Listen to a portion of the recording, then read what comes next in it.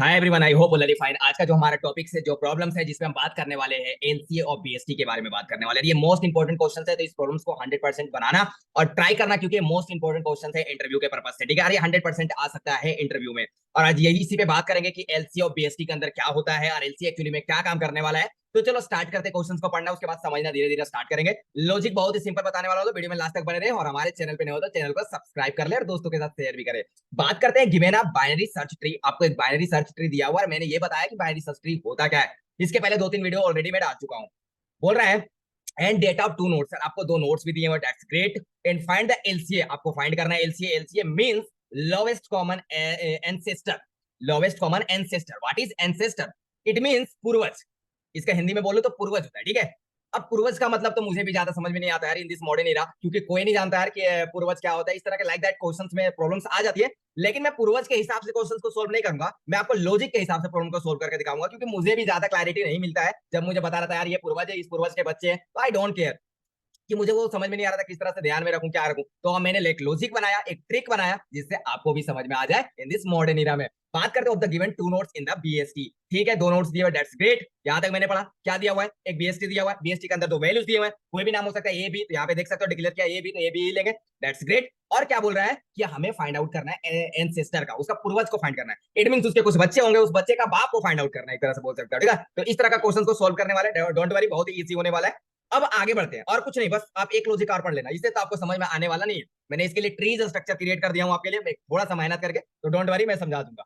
बात करते हैं, ये भी क्लियर नहीं होगा अगर मैं इसका सैंपल इनपुट भी दिखाऊं ना, तो आप बोलोगे यार ये है क्या, ये आया कैसे 8? ए और बी का वैल्यूज तो ठीक है, दिया हुआ है, ए का वैल्यूज 2 दिया हुआ है, बी का वैल्यूज 10 दिया हुआ है, ये हमारा पूरा बीएसटी दिया हुआ है, लेकिन ये 8 आया कैसे? समझ में नहीं आ रहा है, कोई बात नहीं, आगे समझाने का प्रयास करेंगे, डोंट वरी। तो इसका सैंपल इनपुट भी समझ में नहीं आया, लेकिन एक पॉइंट आपको जरूरी है, ये 2 लाइन पढ़नी है आपको। क्या बोल रहा है? Both are not present then return minus. Mean अगर ए और बी दोनों का वैल्यूज प्रेजेंट नहीं है, इसमें लेफ्ट राइट कुछ भी अगर प्रेजेंट नहीं है, then return minus. That's perfectly right. And all the nodes that will be unique. और जो आपके नोड जो दिए होंगे वो यूनिक होंगे। तो इक्वल की तो संभावना ही नहीं है, क्योंकि अगर यूनिक है तो इक्वल तो आ नहीं सकता। ये तो नहीं कर सकते ना कि root data is greater than equal to A, root data is greater than equal to B, like that नहीं, हम नहीं कर सकते, क्योंकि बोल दे रहा है कि all the node that will be unique. That's great. अब आते हैं क्वेश्चंस पे कि क्या लॉजिक लगाएंगे जो हम अपने बहुत ही इजी वे में एलसीए को फाइंड आउट कर लेंगे। दैट्स ग्रेट, चलो स्टार्ट करते हैं। सबसे पहले मैंने क्या किया, इस सैंपल इनपुट का इस सैंपल इनपुट का मैंने बाइनरी सर्च ट्री क्रिएट किया। और आप भी कर लेते होंगे यार, कैसे? हम क्या करते हैं, सबसे पहले सोचते हैं, रूट डेटा सेलेक्ट करते हैं, रूट डेटा के लेफ्ट साइड सारा स्मॉलेस्ट एलिमेंट ले लेते हैं, और रूट डेटा के राइट साइड सारा ग्रेटर एलिमेंट ले लेते हैं। तो हम अपने इस तरह से बीएसटी को फाइंड आउट कर लेते हैं और अपने बीएसटी ट्रीज को क्रिएट कर लेते हैं, बिल्ड कर लेते हैं। That's great. मैंने बार बार लॉजिक हमेशा बताता हूं, तो ये लॉजिक को याद रखना बहुत मैंडेटरी है अगर आप बीएसटी के प्रॉब्लम्स को सोल्व कर रहे हो तो। ठीक है, अब यहाँ लॉजिक आता है यार कि हमें निकालना है एंसेस्टर, उसका पूर्वज कौन होगा। That's great. अब यहाँ पे आपको इंटरसेक्शन का मतलब पता होगा। इंटरसेक्शन मतलब जो एक दूसरे को काट रहा हो, कोई एक इंटरसेक्शन पॉइंट होगा ना, कोई उसका एक सेंट्रल पॉइंट होगा ना, तो जो सेंट्रल पॉइंट होगा, जो उसका इंटरसेक्शन पॉइंट होगा, वही आपका एंसेस्टर होगा। व्हाट मींस, इसका मतलब क्या होता है, देखो, अगर मेरे पास ये ट्रीज दिया हुआ था, मैंने क्या बोला, रूट के लेफ्ट साइड सारा स्मॉलेस्ट एलिमेंट लिखे जाते हैं और रूट के राइट साइड सारा ग्रेटर एलिमेंट लिखे जाते हैं। ये हमारा बीएसटी का लॉजिक है और ये हमें बताता है बीएसटी कि आपको यही लॉजिक इंप्लीमेंटेशन करनी है। That's great. अब आगे बढ़ते हैं। अब हमें कैसे पता कि इसका एंसेस्टर 8 ही होगा? तो देखो, इस 8 का इंटरसेक्शन पॉइंट कौन है? अगर मैं बोलूं कि ए की वैल्यूज 2 है, बी की वैल्यूज 10 है, ये दोनों का इंटरसेक्शन पॉइंट कौन है? अरे भाई, ये दोनों का इंटरसेक्शन पॉइंट 8 तो है। तो ये लॉजिक याद रखना कि जिसका लॉजिक में ये याद रखना है जिसका इंटरसेक्शन पॉइंट हो, जिसका दोनों से अगर लेफ्ट भी काट रहा हो राइट भी काट रहा हो, इट मींस कि अगर मैं बोलूं कि इस 8 का पूर्वज कौन है, अगर 8 हमारे पूर्वज एंसेस्टर है, तो कैसे? क्योंकि इसका बच्चा 2 और 10 है, तब तो वो एंसेस्टर हुआ, तब तो वो हमारा पूर्वज हुआ। That's great. तो यहाँ पे वही हम इस चीज को सोचेंगे, तो और कुछ नहीं सोचना, कि ये देखना है कि इसका एंसेस्टर होगा कौन। अगर ए की वैल्यूज 2 है, बी की वैल्यूज 10 है, तो इसका इंटरसेक्शन पॉइंट कौन है? अगर मैं देखूं 8 का इंटरसेक्शन पॉइंट लेफ्ट भी काट रहा है राइट भी काट रहा है, तो इसका पूर्वज कौन होगा, एंसेस्टर कौन होगा? तो ये 8 ही होगा। या फिर एक चीज और समझ लो कि ये दोनों इसके चाइल्ड है, ये इसके फादर है। अगर ये मैं बोलूं कि इस 2 और 10 का फादर कौन है, तो आप क्या बोलोगे, 8 तो है, तो 8 ही हमारा एंसेस्टर होगा। ठीक है, तो ये लॉजिक लगाना है और अपने प्रॉब्लम्स को सोल्व कर लेना, और कुछ नहीं सोचना है। आप ये याद रखना इंटरसेक्शन पॉइंट, कि दो जो वैल्यूज दिए हुए हैं उसका इंटरसेक्शन पॉइंट कौन सा है, जो उसका इंटरसेक्शन पॉइंट होगा वही हमारा एनएस होगा, वही हमारा एंसेस्टर होगा। That's perfectly right. बस इतना ही लॉजिक लगाना है, और ये नहीं सोचना उसका पूर्वज कौन होगा, वंशज कौन होगा, दैट्स इट्स इनफ। ये सब नहीं सोचना। अब आते हैं इसके कोड पे आऊंगा, ज्यादा क्लैरिटी मिलेगा और बहुत ही इजी वे में भी समझ में आएगा। सबसे पहले मैंने क्या बोला कि यार सारा एलिमेंट यूनिक होगा, दैट्स ग्रेट। अगर लेफ्ट और राइट भी नहीं है वैल्यूज तो -1 को रिटर्न करवा देंगे, ये तो आगे की प्रॉपर्टी से बात कर लेंगे। लेकिन रूट का काम तो हम करेंगे ना, मैं इस 8 का काम तो करूंगा, बाकी का काम तो हमारा रिकर्जन करके देगा, क्योंकि अगर हम बीएसटी की बात कर रहे हैं तो रिकर्जन की बात कर रहे हैं।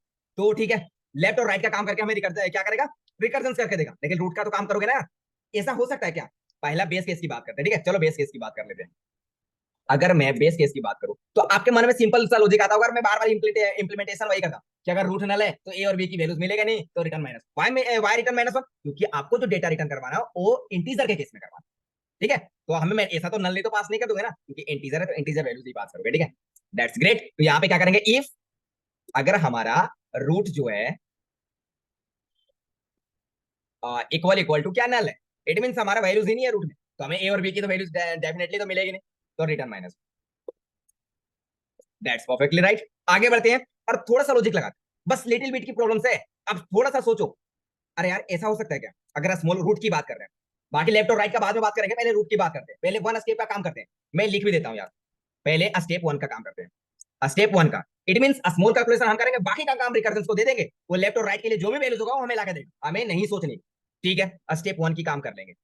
अब स्टेप 1 में क्या होता है, रूट का काम हम करेंगे, अब रूट का 8 का काम करने वाले।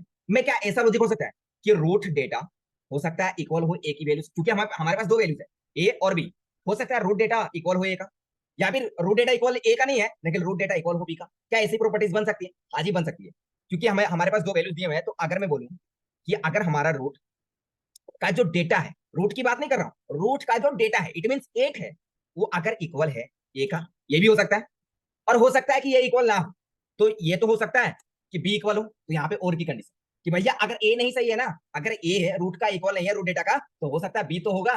तो मैं क्या बोलूंगा, ऐसी कंडीशंस बन सकती है ना, तो मैं बोलूंगा root dot data equal equal to B है क्या। इसीलिए मैंने यहाँ पे और की कंडीशन, क्योंकि और कंडीशन बोलता है अगर एक भी सही हुआ तो मैं रिटर्न करवा दूंगा ट्रू, ठीक है। अगर यहाँ एंड लगाऊंगा तो कंडीशंस में बहुत बड़ा लॉजिक हो जाएगा कि अगर रूट डेटा इक्वल इक्वल ये होगा, root data equal equal to B होगा, तभी ये दोनों प्रॉपर्टीज कंडीशंस ट्रू होंगे, तभी कुछ रिटर्न करेगा, अदरवाइज रिटर्न करवा देगा फॉल्स।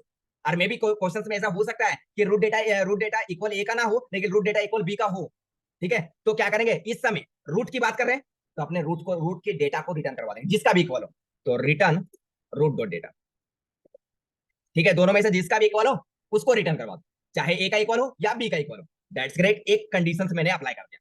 दूसरा कंडीशन ये भी हो सकता है, आप बीएसटी की बात करते हैं, आप बीएसटी इट मींस लेफ्ट और राइट की बात करते हैं, रिकर्जन कॉल नहीं कर रहे हैं, हम रूट के लेफ्ट और राइट चाइल्ड की बात कर रहे हैं।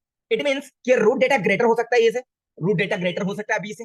अगर दोनों से ग्रेटर है, हमारा रूट डेटा ए से भी ग्रेटर है बी से भी ग्रेटर है, दोनों कंडीशन में ग्रेटर है, इट मींस जो हमें उसके जो चाइल्ड मिलेंगे, वो जो हमें एलिमेंट्स मिलेंगे ए और बी का, वो किधर मिलेंगे, तो लेफ्ट साइड मिलेगा। कि हम हमेशा बोलते हैं कि अगर आपका रूट डेटा ग्रेटर है, ठीक है, तो आपको किधर मिलेंगे, जो स्मॉलेस्ट एलिमेंट मिले, स्मॉलेस्ट एलिमेंट मिलेंगे वो लेफ्ट साइड मिलेंगे, और जो ग्रेटेस्ट एलिमेंट मिलेंगे वो राइट साइड मिलेंगे। और मैं बोल रहा हूँ कि ए और बी से हमारा रूट डेटा ग्रेटर है, तो जाहिर सी बात है वो लेफ्ट साइड मिलेगा, तो हम रिकर्सिव लेफ्ट साइड को करवा रहे हैं, अभी रूट के लिए काम कर रहे हैं। तो मैं ऐसा कर सकता हूँ कि इफ क्या जो हमारा रूट डेटा जो है इज ग्रेटर देन ए, और मैंने पहले बोला यूनिक है तो इक्वल तो हो नहीं सकता, एंड हमारा जो रूट डेटा है वो ग्रेटर है बी से भी।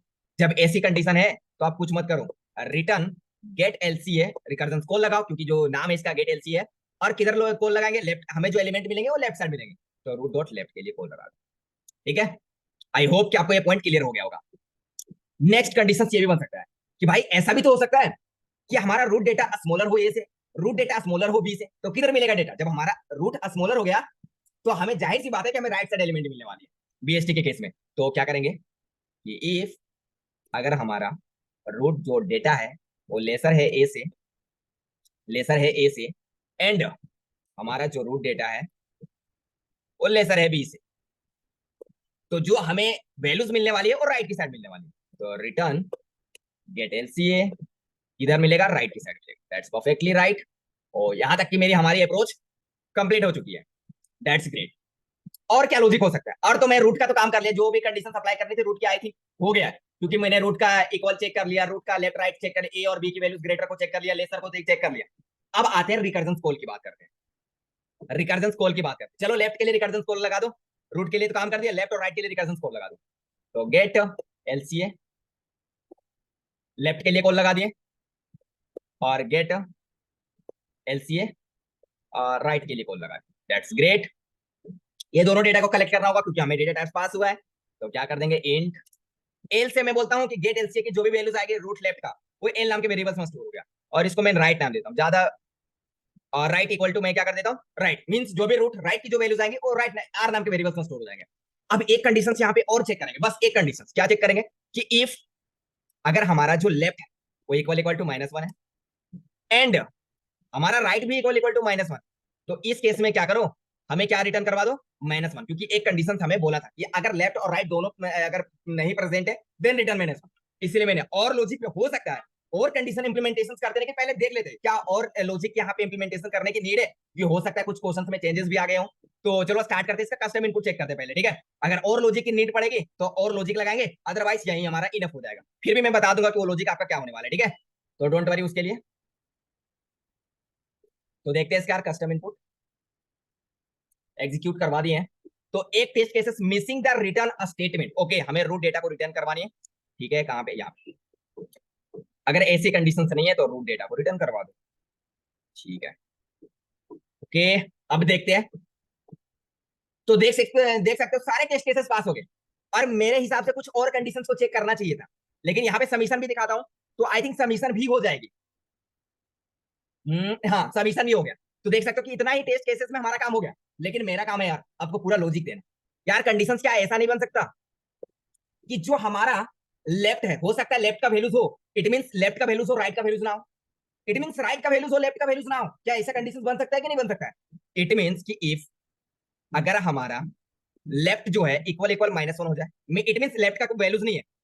यहाँ पे देखो मैं बताना चाह रहा हूँ ये कि इट मींस यहाँ लेफ्ट का ये जो वैल्यूज है ना, इस ये जो लेफ्ट में जो 5 दिखा हुआ है ना ये नहीं है, तो राइट में तो होगा यार, ठीक है राइट में तो होगा। तो यहाँ पे अगर ऐसी कंडीशन बनती है कि लेफ्ट इक्वल इक्वल टू -1 है, देन हम क्या ऐसे नहीं कर सकते कि रिटर्न करवा दो हमारे राइट में, क्योंकि राइट में 100% उसको वैल्यूज मिलेंगे। एक कंडीशन, दूसरा कंडीशन एल्स, अगर ऐसा नहीं है, या फिर मैं कुछ एल्स इफ लगाता हूँ, ठीक है। एल्स इफ, और मैं बोलता हूँ कि अगर राइट इक्वल इक्वल टू -1 है, राइट इक्वल टू -1 है, तब क्या करोगे, देन अगर राइट इक्वल टू माइनस है तो लेफ्ट को रिटर्न करवा देंगे, तो रिटर्न लेफ्ट, ठीक है। और एल्स में आएंगे और अपने रूट डेटा को रिटर्न करवा देंगे, कंट्रोल सी एंड यहाँ पे कर देंगे कंट्रोल वी। That's great. बस ये लॉजिक हमें और लगानी थी। क्या ऐसा भी लॉजिक बन सकता था ना, ऐसा लॉजिक बन सकता था ना, 100% बन सकता था, लेकिन इसने इंप्लीमेंटेशन से बोल दिया ए और बी का वैल्यूज है, तो आई थिंक इसने कंसीडर नहीं किया और सारे सारे टेस्ट केसेस को पास भी कर दिया। अब एग्जीक्यूट करवाते हैं। तो देख सकते हो सारे टेस्ट केसेस पास हो गए। मेरे बताने का मकसद मेरे दोस्त ये है, ये जो मैंने लॉजिक लगाया ना आपके लिए, कि हो सकता है ऐसा कंडीशन, आई थिंक हो सकता है कि मेरे में सारे टेस्ट केसेस में क्या हो, ए और बी का वैल्यूज दिया हो, ठीक है। यहाँ देखो ए और बी का वैल्यूज दिया हुआ है, इस केसेस में भी देखो ए और बी का वैल्यूज दिया हुआ है। अगर इस टेस्ट केसेस की भी बात करूं तो ए और बी का वैल्यूज दिए हुए हैं। अगर इस टेस्ट केसेस की बात करूं तो देखो ए और बी का वैल्यूज दिए हुए हैं। इसकी बात करूं तो ए और बी का वैल्यूज, मतलब इट मींस ए और बी का वैल्यूज दिया हुआ है, इसलिए इसको कंसीडर नहीं किया, इस लॉजिक को कंसीडर नहीं किया। लेकिन अगर अगर ए का वैल्यूज दिया होता, बी का वैल्यूज नहीं दिया होता, तो हमें ये कंडीशन अप्लाई करनी पड़ती। हो सकता है कि अभी कुछ कोडिंग निंजा के प्लेटफॉर्म पे चेंज कर दिया हो कि ए का वैल्यूज को रिमूव कर दिया हो, इसीलिए मैंने ये टेस्ट केसेस को पास किया। अगर ऐसा नहीं है तो आप ये भूल जाना, कोई दिक्कत नहीं है। इस लाइन को 36 से लेकर 41 तक अगर अप्लाई नहीं भी करोगे तो सारे टेस्ट केसेस पास हो जाएंगे, लेकिन मेरा काम था यार आपको 100% क्लैरिटी देना, और ये मोस्ट इंपोर्टेंट क्वेश्चन है आपके लिए। तो आज के लिए इतना ही यार, फिर मिलते हैं नेक्स्ट वीडियो में इसी तरह से इजी कॉन्सेप्ट के साथ। और आई होप कि आपको पता होगा यार कि वीडियोस थोड़ी लेट आ रही है, क्योंकि फीवर हो गया था जिसके कारण मैं वीडियोस नहीं बना पा रहा था। तो अब कंटिन्यूसली आएगी, क्योंकि थोड़ी थोड़ी प्रॉब्लम्स तो सबके पास होती है, ठीक है। तो आज के लिए इतना ही यार, आई होप कि आपको पूरा 100% क्लैरिटी भी मिल गया होगा कि हम लोगों ने कितना इजी वे में अपने एलसीओ बीएसटी को सोल्व कर दिया। तो आज के लिए इतना ही, फिर मिलते हैं नेक्स्ट वीडियो में इसी तरह से इजी कॉन्सेप्ट के साथ मेरे दोस्त। जय हिंद, जय भारत।